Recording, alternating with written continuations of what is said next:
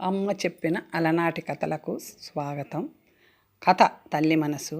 రచన D Kameshwari గారు. పావు తక్కువ 9 అవుతుంది. కమల గబగబా జడ అల్లుకొని ముఖానికి ఇంత పౌడర్ అద్దుకొని వంటింట్లోకి వెళ్ళింది. పొయ్యి మీద ఇంకా ఏదో ఉడుకుతూనే ఉంది.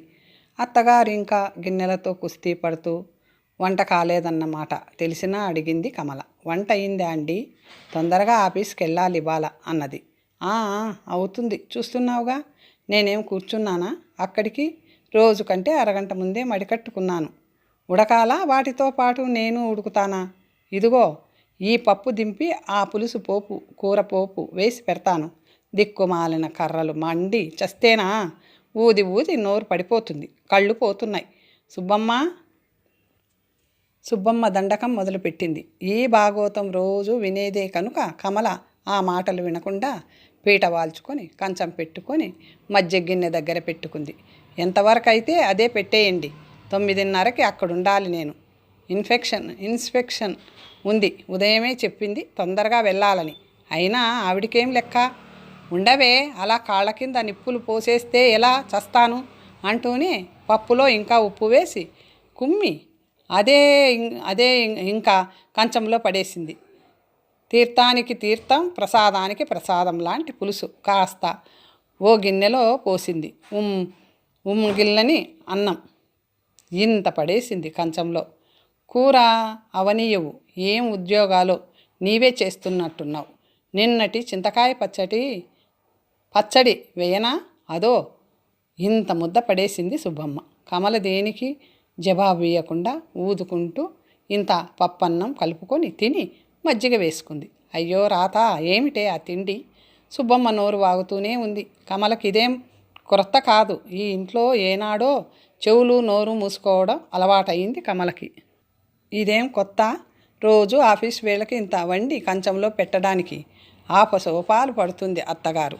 అక్కడికి కూరలు తరిగిస్తుంది, బియ్యం కడిగిస్తుంది, మజ్జిగ త్రిప్పుతుంది, గిన్నెలు కడిగి లోపల పెడుతుంది.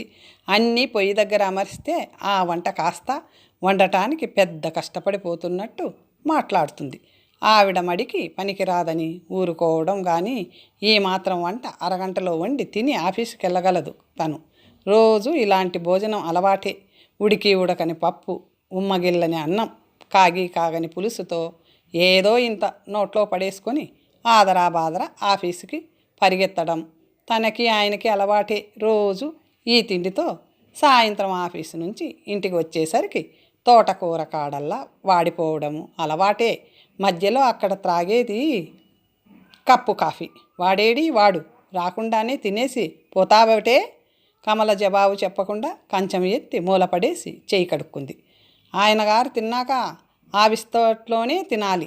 పతివ్రత ధర్మాలు నెరవేర్చాలంటే ఆఫీసుకి వెళ్ళడం ఎలా కుదురుతుంది? ఈ మాత్రం తోచదు కాబోలు. మొగుడంటే భక్తి గౌరవం లేనట్టు లెక్క కాబోలు ముందు తింటే.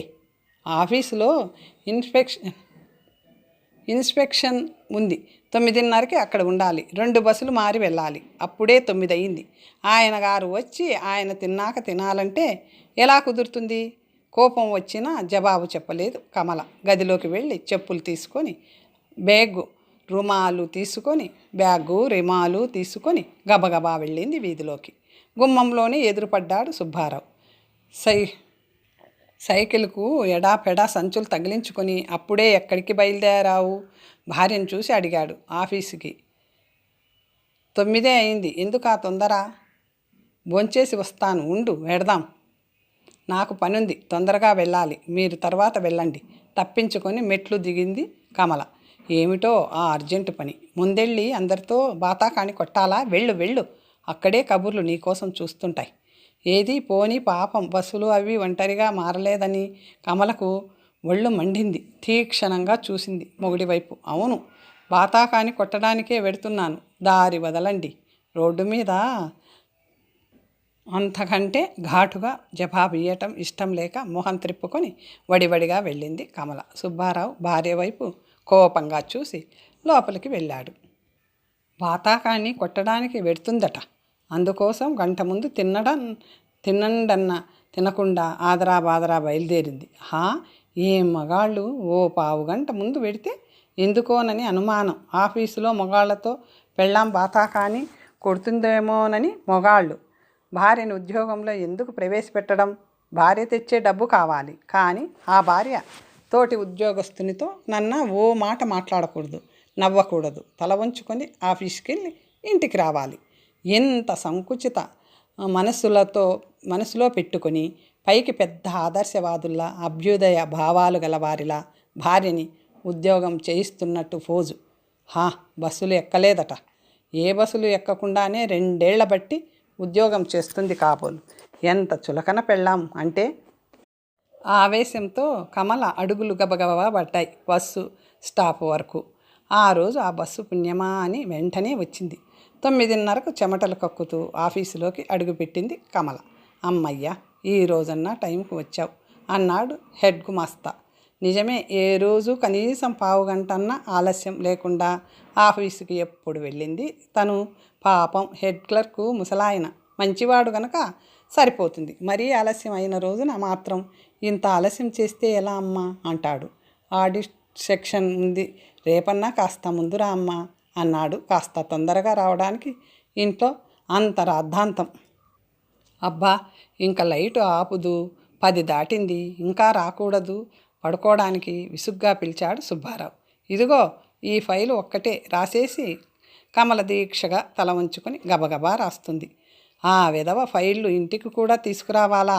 పెద్ద ఆఫీసర్లాగా. పెళ్ళాం కోసం నిరీక్షిస్తున్న సుబ్బారావుకి చిరాకు పుట్టింది. కమల ఆలస్యం చూస్తే చర్రున తలెత్తింది కమల. పెద్ద ఆఫీసర్ని అయితే చచ్చి చెడి నిద్ర వస్తున్నా ఈ ఫైళ్ళు చూడవలసిన కర్మ ఏమిటి? గుమాస్తాని తల అమ్ముకున్న దాన్ని కాబట్టి రేపు ఆఫీసులో చివాట్లు తినాలి గనక చచ్చి చెడి రాస్తున్నాను ఘాటుగా జవాబిచ్చింది. మాటలు నేర్చావు, ఈ మధ్య సై అంటే సై అంటున్నావు. మొహం ముడుచుకొని నిద్రకి ఉపక్రమించాడు సుబ్బారావు. తనకి మాత్రం సరదానా రాత్రి ఈ ఫైలు ముందేసుకు కూర్చోవడానికి? కళ్ళు కూరుకుపోతున్నాయి, నిద్ర ముంచుకొస్తుంది. రోజుల్లా ఆఫీసులో రాసి రాసి కాళ్ళు చేతులు లాక్కుపోతున్నాయి. సాయంత్రం 5:30 వరకు కూర్చున్న పని అవ్వలేదు. ఇంటికి తీసుకెళ్ళి ప్రొద్దున రాసి పట్రా అమ్మా, పొద్దుపోయింది అన్నారు హెడ్ క్లర్క్. రేపు పొద్దున ఆఫీసర్ టేబుల్ మీద ఉండాలి. చచ్చి చెడి రాస్తుంటే తన బాధ అర్థం చేసుకొని సానుభూతి చూపడం పోయి వెక్కిరింతలు సూటిపోటి విసుర్లు. మాటలు నేర్చిందట. ఇదో కొత్త అభియోగం. ఉద్యోగం చేస్తే మాటలు నేర్చిన మాట వినడానికి ఉద్దేశం కాబోలు. అంత భయం ఉన్న మనిషి ఉద్యోగం మానిపించి మాట వినేటట్టు చేసుకోవచ్చుగా. ఏం 150 రూపాయలు చేదా? ఎందుకు మానిపిస్తారు? కమల కోపంగా అనుకుంది. కమలకి మధ్య అస్తమానం కోపం వస్తుంది. ఏమిటో అంత చిరాకు. ఎందుకో ఎవరి మీదో కోపం. ఒకటే నీరసం. ఏం తినాలనిపించదు, తిన్నది ఇమడదు. ఆఫీసులో ఉన్నంతసేపు ఒకటే నిద్ర. నడుస్తుంటే కళ్ళు తిరిగి రోడ్డు మీద పడిపోతుందేమో అనిపించేటంత నీరసం. అయినా ఆఫీసుకి వెళ్ళక తప్పడం లేదు. కమలకి ఉద్యోగం అంటే అసహ్యం పుట్టుకొస్తుంది. రాను రాను ఇంట్లో వాళ్ళ మాటలు చేష్టలు అన్నీ చూస్తుంటే ఎందుకొచ్చిన ఉద్యోగం అనిపిస్తుంది. దానికి తోడు ఒంట్లో బాగుండక పోవడం ఒకటి. అత్తగారు రోజు ఏదో ఒక విధంగా కోడలు ఉద్యోగస్తురాలని ఇంట్లో వండి వార్చి చాకరీతో సతమతమైపోతున్నట్లు మాట్లాడుతుంది. ఎవరొస్తే వాళ్ళ దగ్గర వల్లిస్తుంది. నీకేం తల్లి, వండి వార్చడానికి ఇంట్లో వంటలక్కలున్నారు, ఉద్యోగాలు చేస్తావు, ఊళ్ళేలుతావు అంటూ ప్రతి మాటకి సందర్భం లేకుండా ఉద్యోగం ప్రసక్తి తెస్తుంది. ఇంకా ఆడబడుచుందంటే మెట్రిక్ 3 సార్లు తప్పి ఆవిడ గారికి 3 పూటలా తినడం చదవడం పని. ఇంకా ఏదన్నా పని ఉందంటే అది తనే. చీర కట్టుకుందో, ఏ రోజు ఏ ముడి వేసుకుందో, ఏ జాకెట్ గుడ్డ కొట్టించుకుందో, ఏ కొత్త చీర కొందో జాగ్రత్తగా చూసి తల్లి చెవిలో ఊదడం పని. ఊదడంతో సరా తనకి అలాంటివి లేవని తేలేదని దుఃఖం. అత్తగారు ఓదార్చడం. ఆవిడతో నీవేమిటమ్మా వంతు? ఆవిడ ఉద్యోగాలు చేస్తుంది, చీరలు కొంటుంది, నగలు చేయించుకుంటుంది. ఊరుకోవే అమ్మా, మనకి లేదని ఏడిస్తే ఒక కన్ను పోయిందట, ఇంకో కళ్ళకి ఉందని ఏడిస్తే 2 కళ్ళు పోతాయట. ఆ మహారాజే ఉంటే నీవు ఈ పాటికి ఓ ఇంటిదానివి అయ్యేదానివి. వాళ్ళలాగే చీరలు కొనుక్కోకపోదువా? అయ్యో రాత, ఇంట్లో పెళ్ళి కాని చెల్లెలుంటే పెళ్ళి చేయాలన్న ఆలోచన ఉందా వాడికి? ఇంతకీ మన బంగారం ఆ రోజుకి అత్తగారి నోరు మరీ మూత పడదు. బయటికి వెళ్ళవలసిందని తనెప్పుడన్నా కర్మకాలి కాస్త మంచి చీర కొనుక్కుంటే దానికి ఆడబడుచు పెళ్లి చేయలేకపోవడానికి సంబంధం ఏమిటో అర్థం కాదు కమలకి. వాళ్ళ మాటలు వింటే ఆ చీర విప్పి వాళ్ళ మొహం మీద కొట్టాలన్నంత కోపం వస్తుంది. ఏం ఈ చెత్త పుస్తకాలు చదివే బదులు కష్టపడి మెట్రిక్ పరీక్షకి చదవకూడదు? అప్పుడు తను ఉద్యోగాలు చేయవచ్చుగా కోపంగా అనుకుంటుంది కమల. సరే, అత్తలు ఆడబడుచులు అనడం లోక సహజం, అందులో వింత లేదు. కానీ కట్టుకున్న మొగుడు కావాలని ఉద్యోగంలో ప్రవేశపెట్టినవాడు కూడా తనని ఇంత పిసరు అర్థం చేసుకోకుండా మాట్లాడడం ఏమిటి?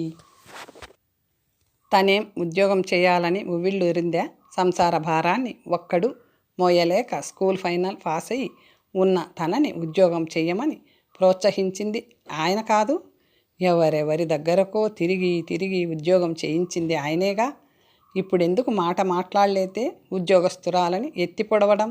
తనకి ఓ ఏడాది ఉద్యోగం సరదాగానే ఉండేది. కాస్తో కూస్తో సంపాదించి ఆయన భారాన్ని తను పంచుకుంటుందని గర్వంగా తృప్తిగా ఉండేది. ఆ ఆనందం ఇంట్లో ఈయనగారి మాటలతో చేష్టలతో అనగారిపోతుంది. ఎందుకు ఈ ఉద్యోగం అనిపిస్తుంది. తోటి ఉద్యోగంతో ఆ ఆనందం ఇంట్లో ఈయనగారి మాటలతో చేష్టలతో అనగారిపోతుంది. ఎందుకు ఈ ఉద్యోగం అనిపిస్తుంది. తోటి ఉద్యోగితో మాట్లాడితే అనుమానం. తన సంపాదనతో ముచ్చటపడి ఓ చీర కొనుక్కుంటే మొగుడంటే లెక్కలేనట్టు నానా మాటలు అనడం. ఆఫీస్ నుంచి ఆలస్యంగా వస్తే 1,15,00,000 సంజాయిషీలు చెప్పుకోవాలి. అనుమానంగా ఎగాదిగా చూడడం. ఓ 5 నిమిషాలు ముందెళ్ళాలంటే 1,00,000 ప్రశ్నలు. ఎన్ని అన్నా మాట్లాడకపోతే ఉద్యోగం చేస్తున్నానని తలబిరుసుతనం అనడం. జవాబు చెబితే అవును మొగుడంటే లెక్కేమిటి, మాటకి మాట జవాబు చెప్తున్నావు అని కోపం.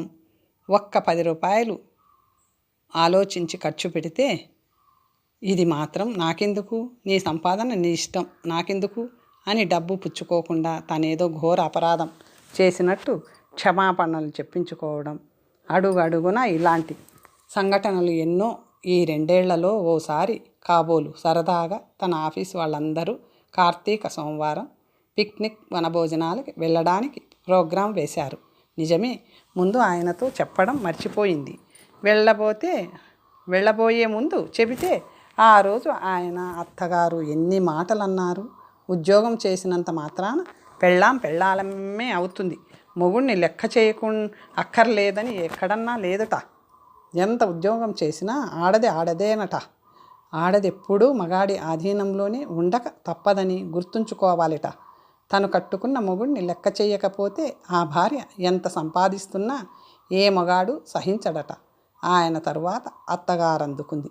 ఆడది మెలగవలసిన రీతులు, ఆడదుండవలసిన చోటు వగైరాలు వల్లించి వాళ్ళ కాలంలో వాళ్ళ మొగుళ్ళ అంటే ఎంత భయభక్తులతో మెలిగేవారో, ఎలా గడగడలాడేవారో వర్ణించి మొగుడంటే ఇంత లెక్కలేకపోవడం ఎక్కడా చూడలేదని బుగ్గలు నొక్కుకొని దానికి అలసిచ్చి నెత్తినెక్కించుకున్నావు, అనుభవించు అంటూ కొడుక్కి మరింత పురి ఎక్కించింది. ఆ రోజు ఎన్నడూ రానంత కోపం వచ్చింది కమలకి. నూటికోనాడు సరదాగా గడపడానికి ఇంత గొడవ. ప్రతిదానికి నీతులు ఉపదేశాలు, ప్రతిదానికి బెదిరింపులు. ఏం చేస్తారు బెదిరించి? మహా అయితే ఉద్యోగం మానేయమంటారు. మరీ మంచిది. ఈ పీడ గోల వదులుతుంది. హాయిగా ఆనందంగా ఒకరోజు గడిపే అవకాశాన్ని ఈ మాత్రం దానికి ఎందుకు వదులుకోవాలి? కమల నీతులు వల్లిస్తున్న తల్లి కొడుకులని వదిలి వెళ్ళిపోయింది. కమలకి తెలుసు ఇవన్నీ ఉత్తిత్తి బెదిరింపులు. ఉద్యోగం మానమన అనరని తెలుసు. అలాగే జరిగింది. అక్కడి నుంచి వచ్చిన తర్వాత సుబ్బారావు వారం రోజులు మాటలు మానేయడం మినహా ఏం అనలేదు. ఇవన్నీ ఓ ఎత్తు. 3 నెలల నుంచి తన ఒంట్లో బాగాలేని సంగతి సుబ్బారావుకి తెలియని సంగతి కాదు. తెలిసినా కమల పరిస్థితి అవస్థ చూసి చూడనట్లు నటిస్తున్న మొగుడిని చూస్తుంటే కమలకి పట్టరాని కోపం వస్తుంది. కమల ఒంట్లో బాగాలేదు, కొన్నాళ్ళు సెలవు పెట్టు అంటే తనెంత సంతోషించేది. అదేం లేకపోగా మరీ నీరసం అనిపించి ఉద్యోగం చేయలేనని అనిపించి తనంతట తానే అంది. సుబ్బారావు వింత సంగతి విన్నంత ఆశ్చర్యం నటించాడు. ఉద్యోగం మానేస్తావా? ఈ మాత్రానికి ఉద్యోగం మానేస్తావా? మీ ఆడవాళ్ళకి లేకపోతే ఉద్యోగం ఏమిటి? ఏ కాస్త కష్టానికి ఓర్చుకోలేరు. ఈనాటికి నీవే పిల్లల్ని కనబోతున్నట్లున్నావు, ఇంత హడావుడి చేస్తున్నావు అని ముందు కాస్త విసురుగా మాట్లాడాడు. తన మొహం చూసి చప్పున సర్దుకొని శాంతంగా నచ్చచెప్పడం ఆరంభించాడు. కమల, ఈ ఉద్యోగం వదిలేస్తే కావాలన్నప్పుడు మళ్ళీ దొరుకుతుందా? ఈ ఉద్యోగం కోసం ఎన్నో చోట్ల ప్రయత్నం చేశాను, మర్చిపోయావా? ఆ వేళకి ఎలాగో మెటర్నిటీ లీవ్ ఉంటుంది. ఉద్యోగం మానేస్తే ఎలా చెప్పు? ఎంతో ప్రేమగా అన్నాడు. కమల ఏమంటుంది? ఇంటి పరిస్థితి తెలియంది కాదు. తన ఉద్యోగం లేక ముందు అవస్థలు గుర్తుకొచ్చి ఆ మాట నిజమే అనిపించింది. తరువాత మళ్ళీ సుబ్బారావు దగ్గర ఎన్నడూ తన ఆరోగ్యం సంగతి ఎత్తలేదు కమల. ఇన్నాళ్ళు ఎలాగో గడిచిపోయాయి రోజులు. కానీ బాబు పుట్టాక ఉద్యోగం చేయాలంటే కమల మనసు అంత చంటివాడిని వదిలి వెళ్ళడానికి ఒప్పుకోలేదు. అసలు ఉద్యోగంలో చేరేటప్పుడు పిల్లలు పుట్టే వరకు ఇంట్లో ఊరికే కూర్చొని ఏం చేస్తావు? అమ్మ జానకి ఉండనే ఉన్నారు పని చూసుకోవడానికి అన్నాడు సుబ్బారావు. ఆ మాట నిజమే గనక అప్పుడు ఉద్యోగం చేయడానికి తనకేం అభ్యంతరం లేదు. కానీ ఇప్పుడు బాబు పుట్టాడు. నెల రోజులు మాత్రమే ఇంటి పట్టున ఉంది కమల. ఎలాగండి బాబుని వదిలి ఆఫీసుకి వెళ్ళడం? ప్రొద్దున వెళ్ళిన దాన్ని సాయంత్రం వరకు ఎలా వదిలి ఉండడం? పని మానేస్తాను కమల అంది. సెలవు అయిపోయాక సుబ్బారావు కాస్త మొహం చిట్లించాడు. ఏం పిల్లలున్న వాళ్ళెవరూ ఉద్యోగాలు చేయడం లేదా ఏమిటి? వాడికి ఎలాగో పోతపాలేగా. అమ్మ జానకి ఆ మాత్రం చూడలేరా ఏమిటి? వాడిని అసలే పురిటికి దానికి బోలెడంత ఖర్చు అయింది. ఇప్పుడు బాబుకి పాల డబ్బాలు అవి మరింత ఖర్చు పెరిగింది. మానేస్తే ఎలా అన్నాడు. కమల ఏమనగలదు? నిట్టూర్చింది. ఆఫీసులో ఉన్నంతసేపు కొడుకు మీదే ప్రాణాలుంటాయి కమలకి. ఏడుస్తున్నాడేమో. జానకి ఆ పాలసీసా సరిగా కడిగిందో లేదో, బట్టలు మార్చిందో, తడి బట్టల్లో నానుతున్నాడో. అసలే ఆ జానకి పుస్తకాలంటే ఒళ్ళు తెలియదు. బాబుకి వేళకి పాలు కలపడం మర్చిపోయిందో. అనుక్షణం కొడుకు మీదే ఆమె మనసంతా ఉండేది. పని మీద మనసు నిలిచేది కాదు. ఆఫీసు వదలగానే ఉరుకులు పరుగులతో వచ్చి వాలేది. అంత పసివాడిని వదిలి అన్ని గంటలు ఉండాలంటే ఆమె ప్రాణం గిలగిలలాడేది. కానీ తప్పదు. అత్తగారు ఆడపడుచు అస్తమాను విసుక్కుంటూనే ఉంటారు. అబ్బబ్బా వెధవ ఏడుపు వీడును. ఎత్తు కూర్చోవాలంటాడు వెధవ. గంటకి 4 సార్లు ఉచ్చపోస్తాడు. చస్తున్నాను బాబూ వీడితో. ఒక్క పుస్తకమన్నా చదవనీయుడు. ఆఫీసు నుంచి వచ్చేసరికి వీధి గుమ్మంలోనే ఎదురొచ్చి బాబుని కమల చేతిలో కుదేస్తుంది జానకి విసుక్కుంటూ. కమల మనసు చివుక్కుమంటుంది. పిల్లల్ని కని పారేయడం వరకే ఆవిడ వంతు. సాకడానికి మనం ఉన్నాంగా. నేను వంటలక్కని, నీవు పిల్లాడిని చూసే దానివి అయ్యావు. ఎవరి పిల్లలు వాళ్ళకే విసుగు. అలాంటిది కుర్రదానికి రోజంతా వాణ్ణి చూడాలంటే చిరాకు కాదు? పెళ్ళి పెడాకులు లేకుండా ఇంట్లో ఉందని అందరికీ లోకువే అదంటే. జానకి విసుక్కుంటుంటే కూతుర్ని వెనకేసుకొని కోడల్ని వెనక నుంచి సాధిస్తుంది, సనుగుతుంది సుబ్బమ్మ. కమల ఏమనగలదు? కన్న తల్లి ఉండి వీళ్ళ చేతుల్లో వాళ్ళ చేతుల్లో వాణ్ణి పెట్టి అందరి చేత మాటలు పడవలసిన తన దుస్థితికి తనే నొచ్చుకుంటుంది. బాబు 6-7 నెలలు వాడయ్యాడు. ఓ రోజు ఆఫీసు నుంచి ఇంటికొచ్చేసరికి వీధి గుమ్మంలోనే ఆడబడుచు గొంతు గట్టిగా వినిపిస్తుంది. వెధవా ఎందుకురా ఏడుపు? పాలు త్రాగి చచ్చినట్టు పడుండక కొంప మునిగినట్టు ఏడుస్తున్నావు. ఒక్క నిమిషం క్రిందికి దింపడానికి వీల్లేదు. వెధవ పీడ చంపేస్తాను. నోర్మొయ్. పిర్ర మీద ఒక్కటి అంటించింది. అప్పుడే వచ్చిన పత్రిక చదవనీయలేదని జానకి కోపం. కమల చర్రున లోపలికి వచ్చింది. బాబుని ఎత్తుకొని తీక్షణంగా చూసింది. బుద్ధి లేదు. చంటివాణ్ణి కొడతావా? వాడికేం తెలుసు? నీ చేతులు ఎలా వచ్చాయి పసివాణ్ణి కొట్టడానికి? రోజూ ఇలాగే కొట్టి చంపుతున్నావా? కోపం ఆపుకోలేక అరిచింది. వదినగారి కోపం చూసి తను కొట్టడం చూసిందని కాస్త జంకింది జానకి. కానీ కూతురి తరపున తల్లి వకాల్తా పుచ్చుకొని కోడల్ని ఎడాపెడా దులిపేసింది. అను అను అను దాన్నే అను. నీకేమి? రోజంతా హాయిగా ఊర్లేలుతావు.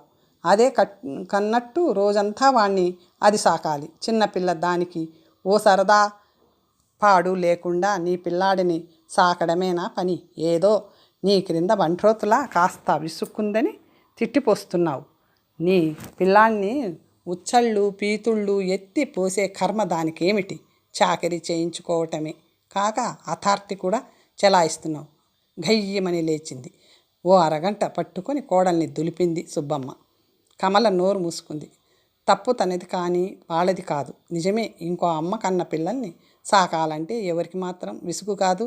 ఆ రాత్రి సుబ్బారావుతో జరిగిందంతా చెప్పింది కమల. బాబుని అలా వాళ్ళ చేతుల్లో పెట్టి ఉద్యోగం చేస్తూ నానా మాటలు పడలేదని కళ్ళంట నీళ్లు పెట్టుకుంది. సుబ్బారావు ఆలోచించాడు. కమలని శాంతపరిచాడు. అమ్మని నేను కేకలేస్తాను, ఉద్యోగం మానేస్తే ఎలా చెప్పు అంటూ ఓదార్చాడు. మర్నాడు ప్రొద్దున్నే తల్లితో గట్టిగా చెప్పాడు. సుబ్బమ్మ వంటింట్లో చతికిలబడి కళ్ళు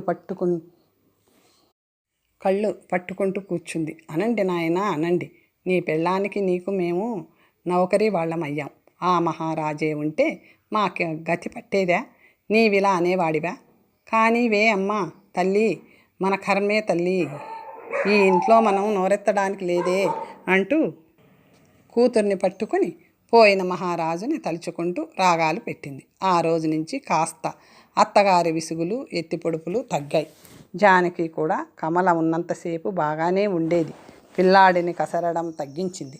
అయినా కమలకి తను అటు గడప దాటగానే వాడిని సరిగా చూడరేమో అనుమానం ఉన్నా గత్యంతరం లేక ఊరుకుంది. ఆ రోజు ఆఫీసులో ఎవరో గుమస్తా చచ్చిపోయారని 1 గంటకల్లా సెలవిచ్చేశారు. ఎండలో చెమటలు కక్కుతూ వచ్చింది కమల. వీధి కొసకే బాబు ఏడుపు తారస్థాయిలో వినిపిస్తుంటే ఎందుకు ఏడుస్తున్నాడో అనుకుంటూ గబగబా నడిచింది కమల. గుమ్మంలో అడుగు పెడుతుండగానే ఉయ్యాలలో బాబు గుక్క పట్టి ఏడుస్తున్నాడు. గబాలున బాబు దగ్గరికి ఉరికింది కమల. ఎంతసేపటి నుంచి ఏడుస్తున్నాడో కానీ బాబు మొహం అంతా తడిసిపోయి ఎర్రబడిపోయింది. ఏడ్చి ఏడ్చి ఇంకా ఎడవడానికి ఓపిక లేనట్టు కమలని చూడగానే చేతులు చాపాడు. 9 నెలల బాబు. గబుక్కున ఎత్తుకొని గుండెలకు అదుముకుంది కమల. జానకి కోసం చూసింది.